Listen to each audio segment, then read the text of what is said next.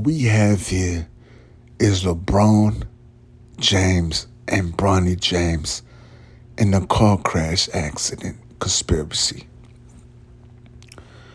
where they were involved in a car crash or they weren't.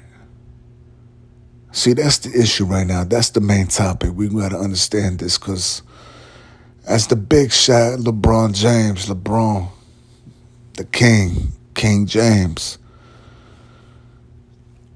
I feel like they weren't involved in it. But ESPN News says different.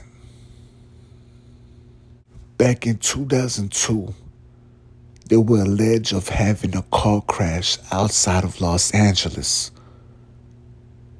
But LeBron and Bronny are denying allegations for a lawsuit.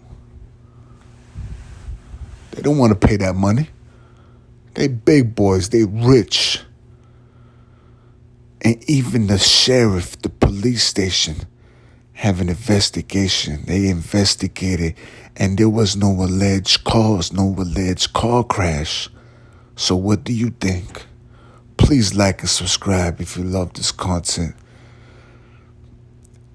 And tell me what you think about this car accident allegedly conspiracy theory.